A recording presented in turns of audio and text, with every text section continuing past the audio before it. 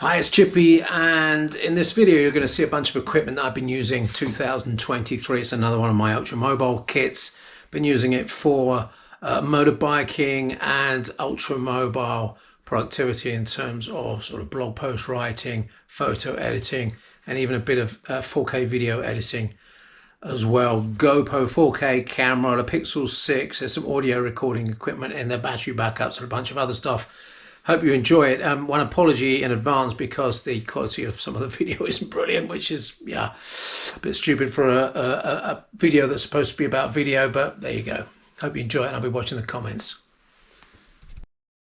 Core of my kit right now is the Google Pixel 6. The reason I've still got this 6 while the 7 is out is that it's been extremely reliable, great battery life, and I've invested in the SP Connect mount kit for that. This is the most important part of the kit. If everything else goes missing, I've got everything I need in here at a push. But of course, you don't just want the single device, you want a range of devices to make you more efficient so you get things done as quickly as possible. This is the bag I'm using. It's fairly small, fits into the tank bag on my motorbike, which is my usage scenario right now. And let's unpack this for you, tell you exactly what I've got in here. Number one, 75 watt hour battery. This is actually a few years old, but it's proven to be extremely good. It's retained its capacity, and it's got the indicator on the front. Two USB-C, well, one is I think a 1 amp, one is a 2 amp USB out. Right, I want to get to this because this I think is interesting for a lot of people that are using wireless mics. I'm not using a wireless mic. The reason is interference and those batteries. You never know when you start how much charge it's got in. This little thing will last for hundreds of hours on a AA, and it will record for hundreds of hours as well. And it's a very simple case of switching that on. Let us put the mic in straight away and go ahead and do a little bit more with decent audio. So I'm using the mic off the Rode, I think it's the VideoMaker Pro kit. I also have a secondary mic here. So all I'm going to do, and I can use this under the helmet if I want to as well, is plug this in here, turn this on here. That will fire up. I'm using MP3 recording mode. There's a simple, I think, 4 GB SD card in there. Oh, maybe I'm using WAV recording anymore at the moment. It's got 5 hours of WAV recording. And if I switch it to MP3, let's just quickly do that for you. 85 hours of MP3 recording at 128 kilobits a second. I'll put it back to WAV so that we can do better editing or better post-processing on the signal. Just turn the values down on that. This is an excellent kit. It's got actually built-in mics as well, as you can see. And that is good because if you want to do some external audio recording as well. So let's just mic myself up here. I'm going to put this, let's get the thing recording, put it into lock so I don't mess with that. Stick that in my pocket, and as you can hear, audio is working. Okay, as I mentioned, I've got a spare mic. That's a mono mic actually, which can be useful for cutting out, for doing post-processing. Couple of wind protectors as well for the existing mic. I'll just quickly show you what else is in this kit. This bag's got a bit of GoPro connector kit in it.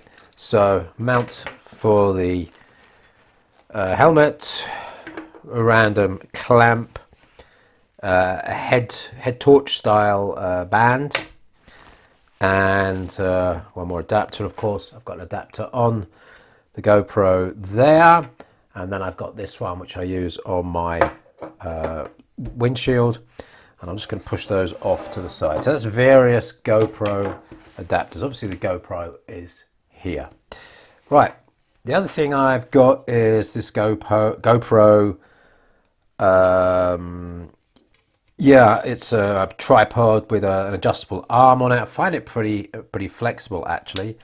So it's got a built-in tripod in the base, so you just turn that around, flip it out. This is all plastic, by the way, but it seems pretty sturdy. This one's a few years old. And so you've got that, and you can mount the GoPro there, or just loosen this and you can bring that out, and the whole thing extends to be a pretty substantial selfie stick. So this single unit allows me to do multiple things. So that will just mount on there, and that'll give me a couple of modes. I can clamp that down, do it like that. It's supposed to be actually open so that it's a bit more level, and you can go around like that. So I quite like that that little setup. So that's the GoPro. I don't even know what it's called, to be honest. I picked it up off eBay. Now, main camera. I'm still using Lumix G7. It's 4K 60 frames per second capable. No, 4K 30, sorry. 4K 30, 1080, 60. So you can't get your 4K 60 out of this, which is important for some people for doing those the slow-mo pics, going half speed. But I find the lenses that you can get for this is the standard lens that came with it. 14 to 42, which is equivalent to 24 to 84. But I've got a really nice 25mm or 50mm equivalent f1.7, which is really nice. And I'll also get myself I think it's a 45 to 200 I'm looking at, which is equivalent to 90 to 400 millimeters in full frame torque. I picked up this from Telesin. It's a couple of extra batteries for the GoPro. I'm using the Hero 9, and one of the batteries didn't work when I got it, so they sent me a replacement. That's why that one's got a 10 on it and not a 9, but they are the same. A couple of spare SD cards in there as well, and that's that. We've got a cloth, and those are the lenses, and then bits and pieces. Now this is important for the GoPro. This is for tethering. When you've got it on the motorbike, always tether it. I've got this, and I've got a couple of metal connectors as well. Various USB cables, USB-C cables. That's that. What I've also got in here, and I'm revealing another bit here, there's a couple of things. So a 256 gig, very fast SSD. That's a USB 3 proper SSD. That works very well over a USB-C adapter, which I've got here. So that goes in there. The only thing I don't like about this is once you put this into a PC, that takes a fair bit of power. This can take 1 to 2 watts of power, and this another half a watt of power. So that's a hell of a lot. If you imagine, you can plug this into the Pixel 6. That can actually increase battery usage dramatically, and I don't like doing it too much. There's a couple of extra cards, a couple of batteries for the audio recorder there, and that's it. So the other thing I've got, and this is really important to me because there's nothing more efficient than getting bum on seat and typing with a proper keyboard. Now this is under 1 kilo. It's a tablet Chromebook. I'm going to move some of this shit out of the way. It's an ARM-based Chromebook tablet. You can actually use it as a tablet if you want. The keyboard comes off, the back comes off, and it's effectively a tablet. It's got a great 2K screen. And if you're just typing on this and doing not much else, and by the way, the screen is incredibly bright on this, you'll get 10 to 15 hours worth of writing out of it. So in that mode there, with the adjustable back, just typing, 10 to 15 hours on one battery charge, and it's only a 30 watt or 32 watt hour battery, and this little thing will charge it nearly twice. I think 1.8 times. It's a little bit of loss, as about 10% loss, 20% loss as you charge things up from this. The USB-C will charge from the Pixel 3 as well if you need it to, or the other way around in theory.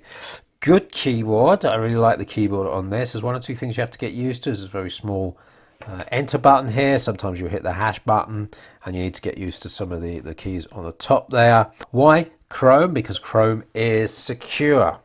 Now if you're doing a lot of adventuring, I really do recommend this device because it's got about the same power as the Pixel 6, so you can do some basic video editing. It is not a desktop style video editing tool. For that you're going to need your MacBook, you're going to need your fairly powerful Ultrabook style laptop, but if you want to get some basic stuff done or just store your files, this is a great place to put it.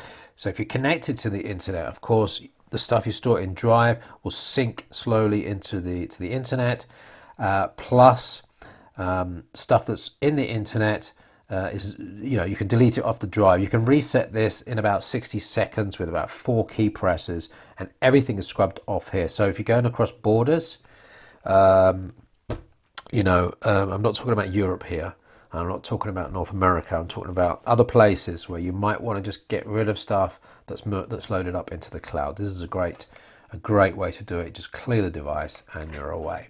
So that's the kit. How much is all this worth? I don't know. The Lumix with a couple of lenses, about 1,000. About 600 for the Pixel, 600 to 700 for a newer Pixel, and then this was surprisingly only 299.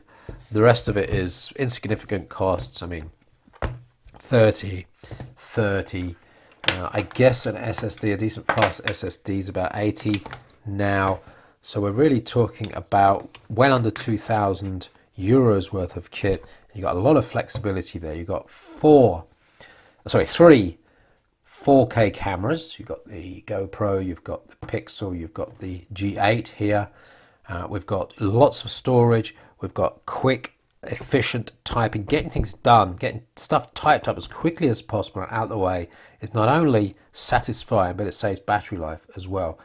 Less area under the curve while you're working. Get it done quickly, close the device down and save that battery life. So that's it. And it all packs into there with the laptop going separately. That is pretty much it. Hope you enjoyed that. Any questions and I'll be happy to answer them. Take care everyone.